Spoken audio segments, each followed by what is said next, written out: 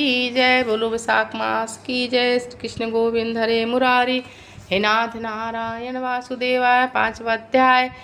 नारद जी कहने पांचवा अध्याय नारद जी कहने लगे, हे राजन, वैशाख मास सब धर्मों और तपों में, सब मासों में श्रेष्ठ है। यह मैं तुमसे कहता हूँ। जब युग समाप्त हो जाते हैं तब प्रलय काल में भगवान अनेक से एक होकर सब जीवों को अपने उदर में समेट कर समुद्र में शयन करते हैं। तब इस कल्प में के बीत जाने पर वेद भगवान को जगाते हैं और भगवान अपने उदर में स्थित जीवों की रक्षा करते हैं तथा अपने अपने कर्मों का फल देने के लिए सृष्टि की रचना का विचार करते हैं। उनकी नाभि से त्रिलोकी का आधार रूप सुवर्णमय कमल उत्पन्न होता है। उस कमल से विराट रूप ब्रह्मा उत्पन्न हुए। फिर 17 स्तंभ उत्पन्न हुए। गुण, प्रकृति, माया तथा प्रकृति मर्यादा तथा भुवन के स्वामी रचे। फिर वर्णाश्रम के विभाग पर धर्म की रचना की कल्पना करते हुए वेद, मंत्र, स्मृति, पुराण, इतिहास रचकर अनेक प्रवर्तक ऋषि उत्पन्न हुए। अलग अलग वर्णों में धर्म निर्माण किए। प्रजा अपने धर्म में विचलित यथोचित लगी हुई है नहीं, यह देखने के लिए साक्षात अंतर्यामी भगवान डर दिखाने और परीक्षा के निमित्त अवतार धारण कर स्वयं इस संसार में आए। वर्षा काल में कई कीचड़ में फंसकर यथोयुक्त धर्म कार्य नहीं कर सकते। शीत में वातादि दुख से ठीक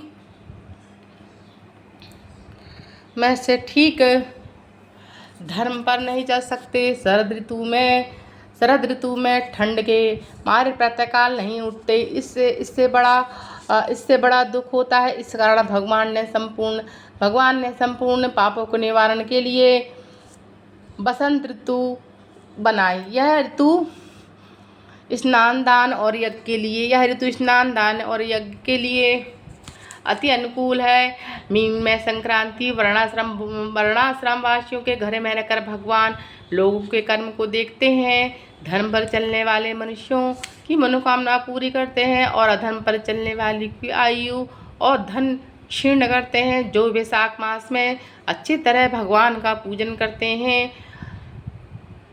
अर्थात उन्हीं के रूप साधु महात्मा का सेवा करते हैं तथा अन्य महीनों में नहीं करते, किंतु वैशाख मास में ही करते हैं। तो भगवान उनकी पूजा आदि देखकर भगवान उनको क्षमा कर देते हैं। किंतु भगवान भी पूजा से देखते हैं कि कितनी श्रद्धा है। भगवान इस मास में प्राणियों की परीक्षा करते हैं। छठा अध्याय। बोलो श्री कृष्ण भगवान की जय। छठा अध्याय। नारद जी कहते हैं कि हम एक ब्राह्मण और छिपकली का इतिहास कहते हैं। प्राचीन काल में हेमांग नाम का एक राजा इक्ष्वाकु वंश में हुआ। इस वंश में राजा ने अन्नदान नहीं किया। इसी से उसने चातक व छिपकली का जन्म लिया।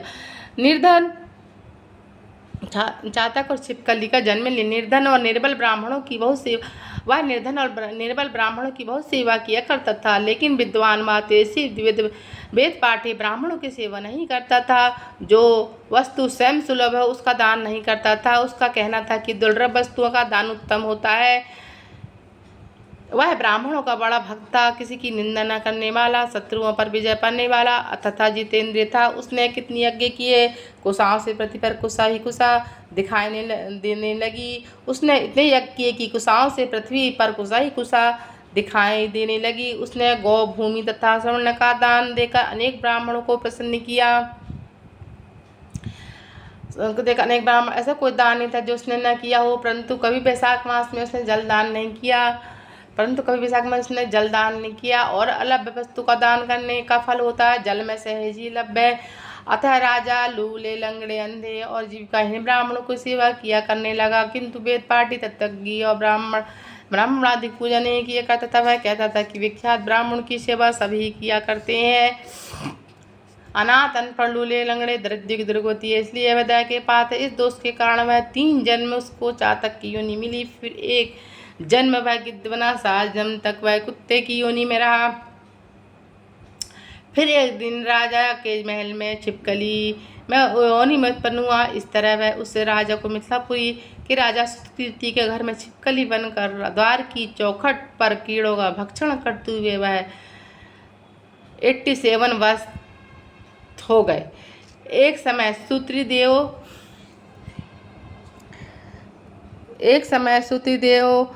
सुतिदेव ऋषि भूखे प्यासे दोपहर के समय मार्ग में थके हुए मिथिलापति के घर आए। ऋषि को देखकर राजा ने खड़े होकर उनका बड़ा आदर सत्कार किया, मधुपर्क आदि से उनका पूजन किया। फिर उनके चरण धोकर अपने माथे पर उस जल को छिड़का। देवयोग से उस जल की एक बूंद छिपकली पर जा पड़ी।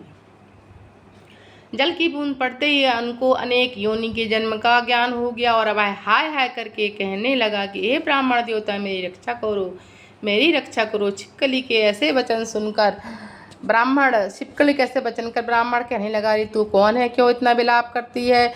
तू अपना वृतांत कह तो अभी तेरा उद्धार करूंगा। ऋषि के ऐसे वचन सुनकर वह छिपकली कहने लगी, हे ब्राह्मण, मैं इक्ष्वाकु कुल में उत्पन्न हुआ, फिर वेद शास्त्र का ज्ञाता था। मैंने अनेक गोदान यज्ञदान बहुत सी तालाब आदि बनवाए, अनेकों दान किए, पर मैं धर्म पूर्वक राज्य भी किया, फिर मुझे स्वर्ग न मिला। 3 जन्म तक चातक और 1 जन्म तक कुत्ते की योनि में रहा। अब इस छिपकली की योनि में हूँ। यह राजा अपना चरणोदक छिड़क रहा था, उसकी बूंद मुझ पर गिर गई, जिससे अपने पूर्वज मिलकर वृत्तांत मुझे स्मरण हो आया और अनेक पाप नष्ट हो गए। मुझको 28 जन्म तक छिपकली योनि भुगतनी पड़ी और सो मैं इस जन्म से डरता हूँ। अब कृपा करके कहिए कि मेरी दशा कैसे हुई। तब ऋषि ने अपने ज्ञान के चक्षु द्वारा कुछ ज्ञान लिया और कहने लगा कि मैं तुम्हारी बुरी योनि का कारण जानता हूँ। तुम ध्यान देकर सुनो। तुमने भगवान के प्यारे वैशाख मास में कभी जलदान नहीं किया। तुमने जल सुलभ जान यह समझ लिया कि यह तो बिना ही मूल मिलता है और धूप व मार्ग के प्यासे ब्राह्मण को जलदान नहीं किया। महात्माओं की अवज्ञा इस लोक में परलोक में दोनों दुखदायी है। महात्माओं की अवज्ञा इस लोक और परलोक में दोनों दुखदायी है और सज्जनों की पूजा और धर्म अर्थ काम और मोक्ष को देने वाली है। इस प्रकार बहुत से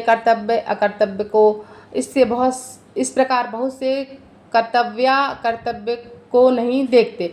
जैसे मंद आदमियों की संगति से कुछ फल नहीं मिलता, वैसे तीर्थ और मूर्तियों से भी तत्काल कुछ फल नहीं मिलता, परंतु महात्मा तो दर्शन मात्र से ही पवित्र कर देते हैं। साधुओं की सेवा से कोई सज्जन दुखी नहीं होता। तुमने ना तो जलदान किया, ना ही साधुओं की सेवा की, इसी कारण तेरी यह दुर्गति हुई है। अब जो मैंने वैशाख मास में पुण्य किया है वही तुम्हें दूंगा। इसी के फल से तुम्हें शांति होगी। इससे तुम्हारे भूत और भविष्य में वर्तमान तीनों कालों के कर्म के संस्कार दूर हो जाएंगे।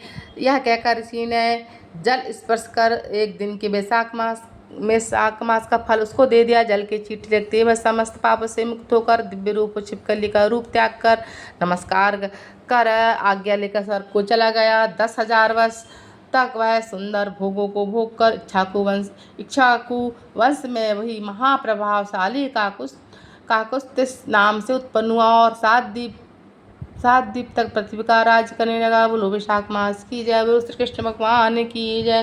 श्री कृष्ण गोविंद हरे मुरारे नाथ नारायण वासुदेवा। श्री कृष्ण गोविंद हरे मुरारे हे नाथ नारायण वासुदेवा। बोलो श्री कृष्ण भगवान की जय। बोलो वैशाख मास की जय। हर हर महादेव शंभो।